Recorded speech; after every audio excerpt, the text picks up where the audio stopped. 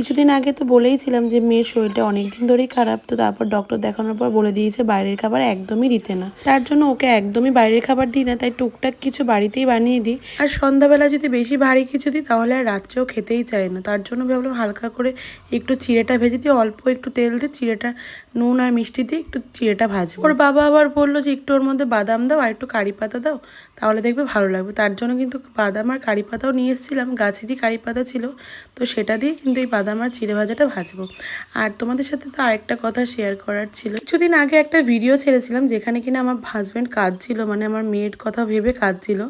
তো সেখানে বেশিরভাগ পজিটিভ কমেন্ট, সবাই তাদের মেয়েকে নিয়ে রিয়েলাইজ করতে পারছিল যে হ্যাঁ সত্যি একটা সময় পর মেয়েদের এরকমই হয়, মেয়েদের বিয়ে করে পরের বাড়ি চলে যেতে হয়।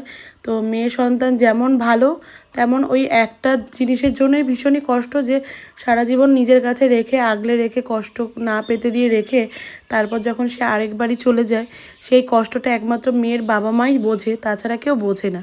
তার মধ্যে একজন কমেন্ট, দুজন থেকে তিনজন কমেন্ট করেছে মানে খারাপ, তাছাড়া সবাই নিজের হাজব্যান্ডকে ট্যাগ করছে, যাদের মেয়ে আছে তারা হাজব্যান্ডকে ট্যাগ করছে। কেউ কেউ বলছে হ্যাঁ সত্যি মেয়ের মানে বাবা মায়ের খুব কষ্ট, আমরাও এখনই কাঁদি, কারো 6 মাস কারো 3 মাস মেয়ে হয়েছে সবে, সেগুলো ভাবলে এখনই কান্না পায় যে পরের ঘরে একদিন চলে যাবে এই ভালোবাসার জিনিসটাই, সেটা ভেবে সবাই কষ্ট পায়।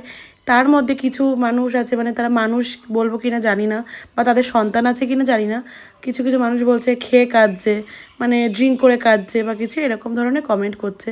মানে আসলে ভাবছি যে তাদের কি আদৌ সন্তান আছে, তারা কি সন্তানের মায়াটা বোঝে কি না সেটা জানি না। যাই হোক, আমার এই কমেন্টটা দেখে খারাপ লাগলো, তাই জন্য আমি রিপ্লাই করলাম। তোমাদেরকে আমি কমেন্টটা তোমাদের স্ক্রিনে দিয়ে দিচ্ছি, দেখে নিও। তো ওরা কিন্তু এই চিড়ে ভাজাটা ভীষণ ভালো খেয়েছে। আর ভিডিওটা কেমন লাগলো অবশ্যই কিন্তু কমেন্টে জানিয়ে যে। Thanks for watching, by.